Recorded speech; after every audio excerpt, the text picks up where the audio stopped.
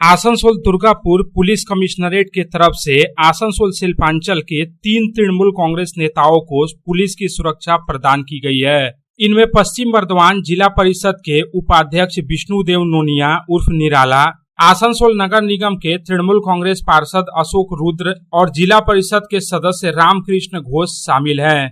यहाँ बता देना जरूरी है कि कुछ दिन पहले ही मालदा में तृणमूल कांग्रेस नेता दुलाल सरकार की गोली मारकर हत्या कर दी गई थी।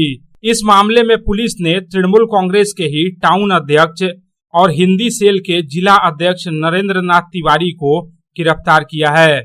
ऐसा माना जा रहा है कि मालदा कांड से सबक लेते हुए पुलिस ने आसनसोल शिल्पांचल के इन 3 तृणमूल कांग्रेस नेताओं को सुरक्षा देने का फैसला किया है। पुलिस द्वारा इन तीनों तृणमूल कांग्रेस नेताओं को सुरक्षा व्यवस्था मुहैया कराने को काफी महत्वपूर्ण माना जा रहा है। ऐसी भी अटकलें लगाई जा रही हैं कि आसनसोल शिल्पांचल में बालू और जमीन माफियाओं का मनोबल जिस तरह से बढ़ गया है और पिछले कुछ वर्षों के दौरान कुछ बड़ी घटनाएं हुई है, उसे देखते हुए पुलिस किसी भी तरह का जोखिम उठाने के लिए तैयार नहीं है। सूत्रों के अनुसार आसनसोल और इसके आसपास के इलाकों में माफियाओं की गतिविधियां पिछले कुछ सालों से समस्या का कारण बन चुकी है। सूत्रों का मानना है कि अधिकांश कोयला माफियाओं ने अब जमीन और बालू के कारोबार में भी कदम रखा है। वर्ष 2022 के नवंबर महीने में आसनसोल शहर के चित्रा मोड़ के पास 2 लोगों की मौत हुई थी, जबकि डामरा में एक तृणमूल कांग्रेस कार्यकर्ता की जान चली गई थी। उस समय तृणमूल कांग्रेस पार्षद अशोक रुद्र ने स्थानीय लोगों के साथ मिलकर बालू खनन के खिलाफ आंदोलन किया था। चूंकि यह घटना आसनसोल दक्षिण विधानसभा क्षेत्र में हुई थी, इसलिए स्थानीय बीजेपी विधायक अग्निमित्रा पाल ने भी आंदोलन में भाग लिया था। इसके अलावा आसनसोल में कारोबारी अरविंद भगत की सरेआम गोली मारकर हत्या कर दी गई थी। काफी समय बीत जाने के बाद भी अरविंद भगत की हत्या की गुत्थी नहीं सुलझी है। इस बीच मालदा में हुई घटना से सबक लेते हुए अब आसनसोल दुर्गापुर पुलिस कमिश्नरेट ने इस तरह के अपराधों को रोकने के लिए कड़ी कार्रवाई शुरू की है।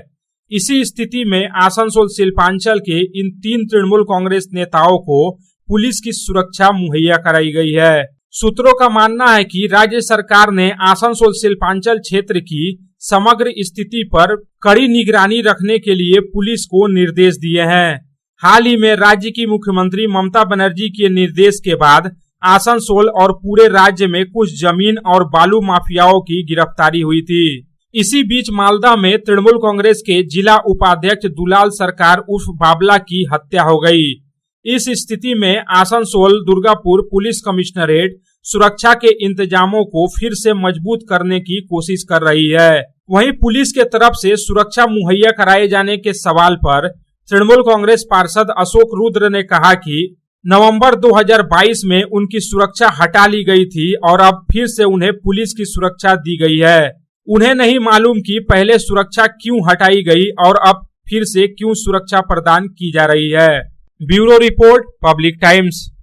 किछु परंपरा আর শেখা মায়ের থেকে চলে আসে মেয়ের কাছে, ঠিক যেরকম হনুমান্তা চাকি ফ্রেশ আটা, ঠিক যেন মায়ের ভালোবাসা, যেমন শুদ্ধতা তেমন স্বাদ।